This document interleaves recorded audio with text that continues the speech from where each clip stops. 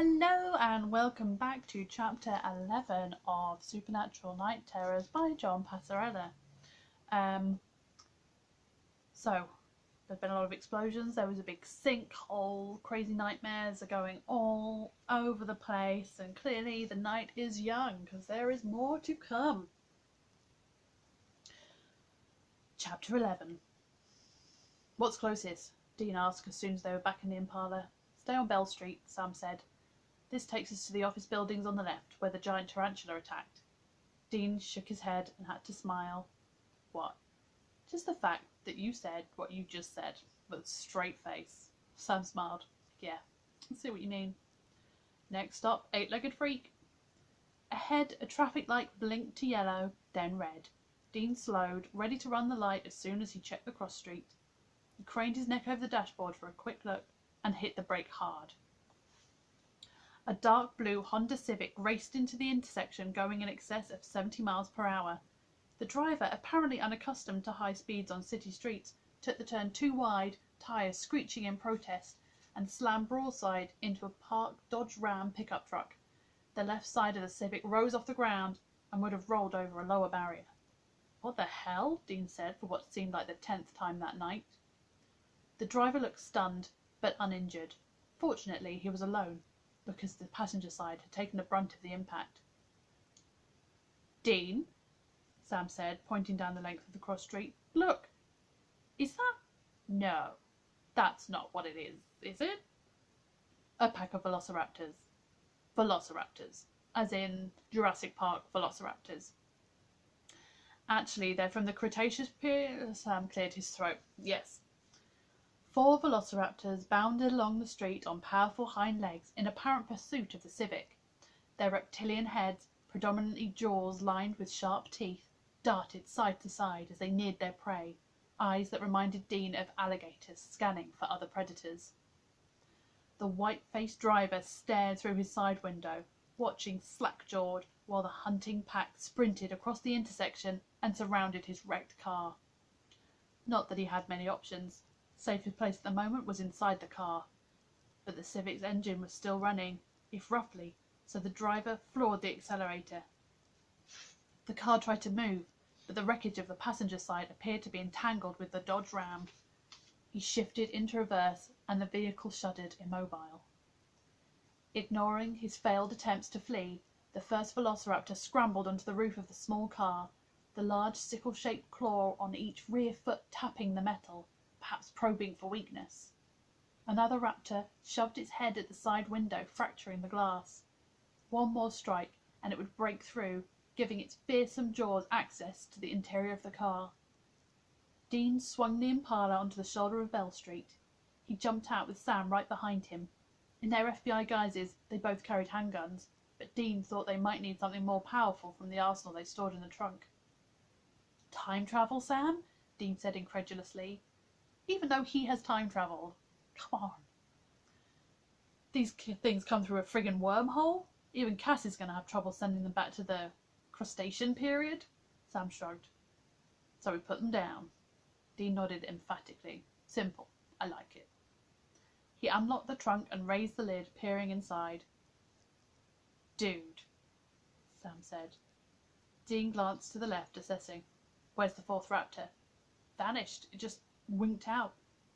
One of the 3 remaining velociraptors jumped on the hood of the Civic, leaning towards the windshield, and vanished.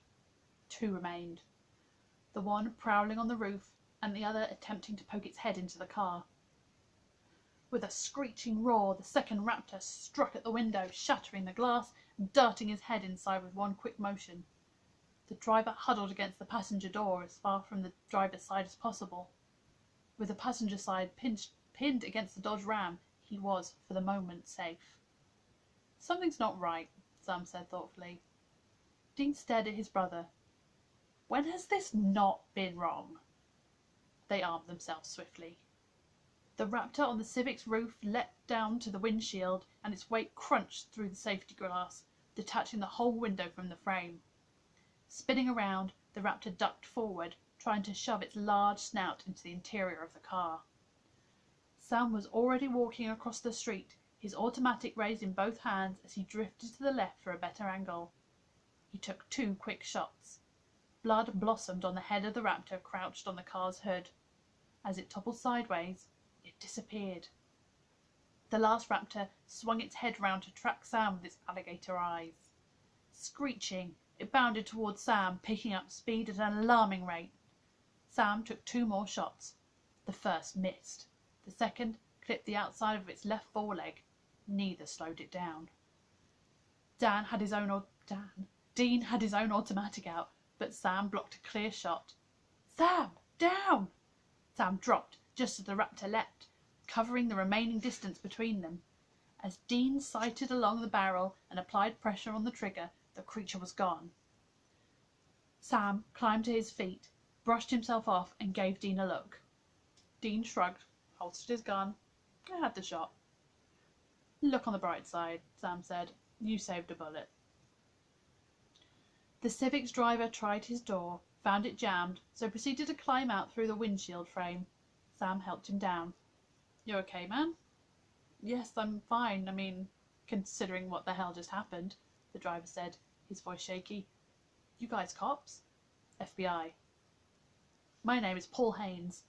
"Swear I wasn't drinking," the man said, "although I could use a drink right now. It's just, those things came after me, and what were they?" "Velociraptors." "Dinosaurs, but they're extinct." "Maybe," Dean said, starting to have my doubts. "Any idea where they came from?" Sam asked. "No, I mean, I had a fight with my girlfriend, Catherine Rousel, at 142 Allen Drive, if you need to verify this, and I noticed something coming out of the shadows when I unlocked the car door. I thought mugger or carjacker, you know, jumped in the car, locked the doors, and drove away fast as I could." He spoke rapidly, propelled by nervous energy he couldn't contain.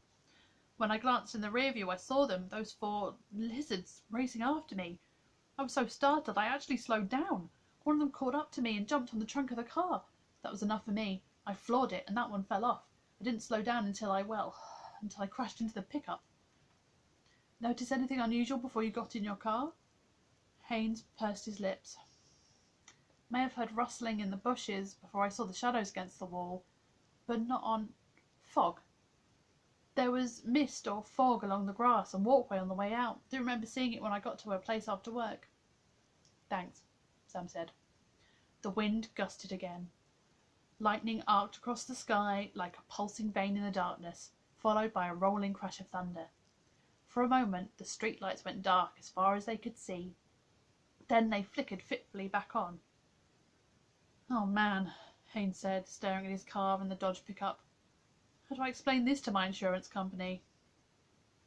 "Worry about that tomorrow," Sam said. "Find shelter before they come back." "Gee," said the guy. "You think?" Dean steered the Impala into the professional building complex. Once he neared the entrance, he had only to follow the flashing red and blue lights. A patrol car, an ambulance, and a wrecker were parked in a rough half circle around the crime scene. Although an attack by a giant tarantula could hardly be called a crime, made that an incident scene.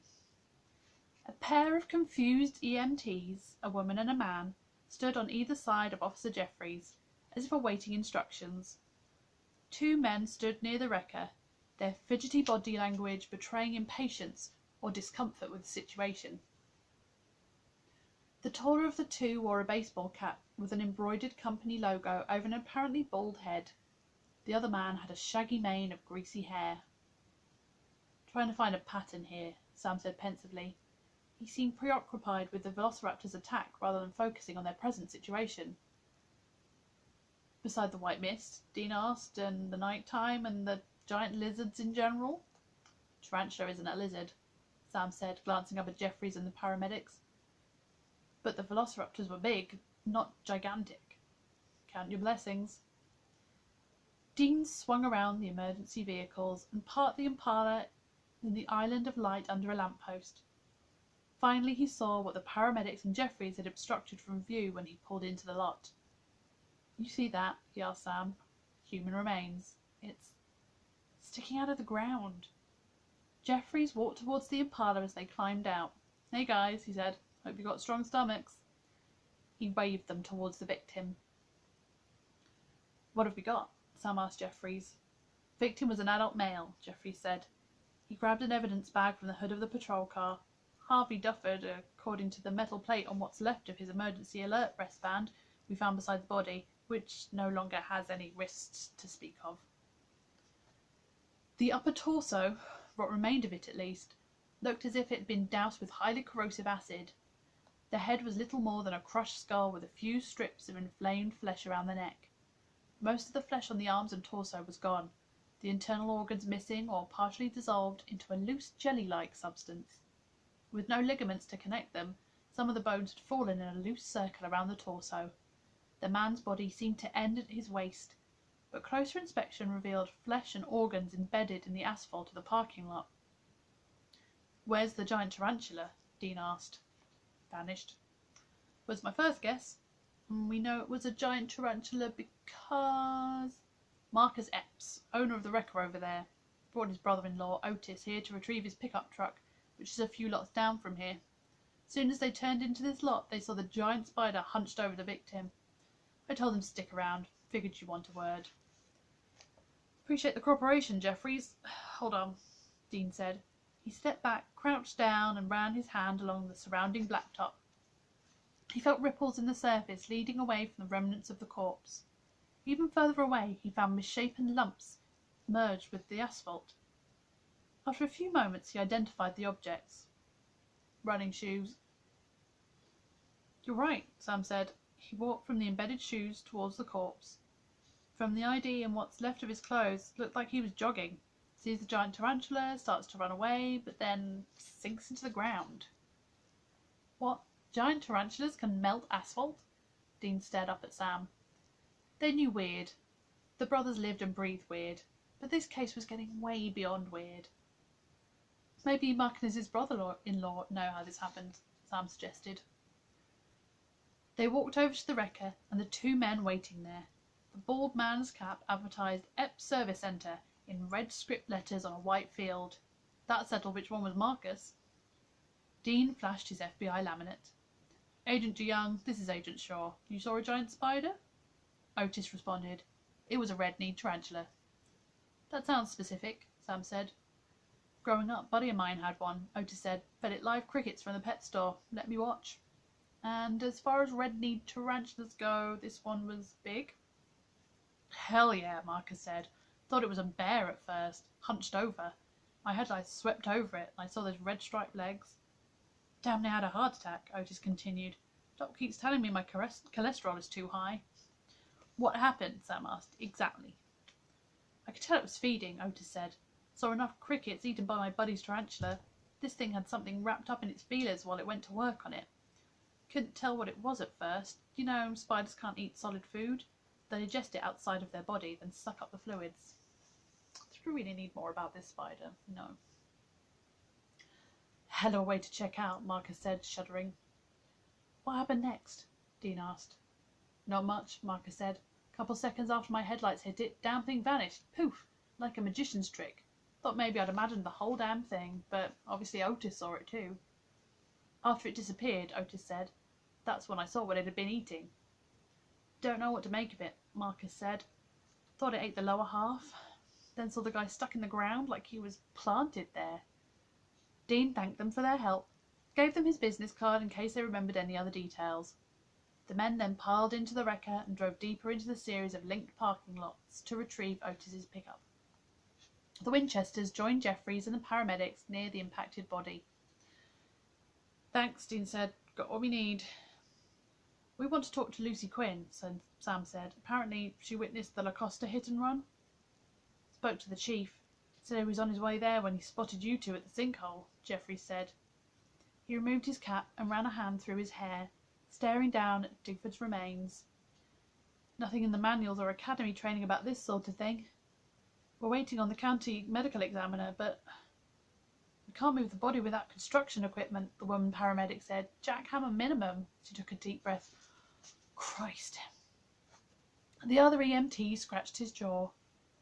"Maybe we should cover the body?" "Better not," Jeffrey said.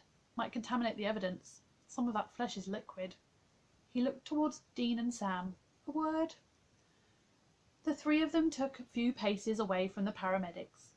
Jeffries turned down the volume on the radio clipped to his belt, reducing the police chatter to white noise. "Listen," Jeffrey said and cleared his throat. "When I heard about Shelley's giant lizard before, well, I assumed he'd had a bit too much joy juice, you know." He took a deep breath and sighed. When he spoke again, his voice was hushed. "She's told us you feds, think this might be terrorist related. Some cell testing a kind of hallucinogen weapon, right?" Sam glanced at Dean before he spoke. "We had some information along those lines." "Right, so a hallucinogen makes you see weird stuff. Giant lizards, headless horsemen, okay, that fits." "Giant tarantula," Dean said. Jeffrey snapped his fingers. "Exactly what I thought when this call came in. Another weird one, but..." He looked back at the mostly dissolved body embedded 3 feet deep in asphalt. "That is not you or me seeing something. That is something." "And you want to know what that something is?" Sam said. "Exactly." "We don't know yet," Dean said. "More or less the truth." "There's more here than we thought," Sam added.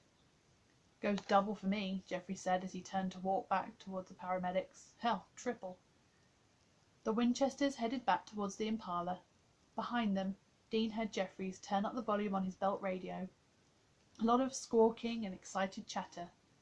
With the sinkhole and subsequent explosions, the car crash and velociraptor attack, the brewing lightning storm, and who knew what else, the police were on high alert and apparently unprepared for the chaos befalling their sleepy little town. But 2 words stood out on the stream of reports and assignments. Dean stopped, turned towards Jeffries. "She did not just say Nazi zombies," he called. Jeffries looked over at him. "So you heard it too? On Main Street?" Jeffries threw up his hand in surrender. "Why the hell not?" "So, I guess next chapter we're gonna have some Nazi zombies. That's exciting. Oh man. Might just carry on and record that now.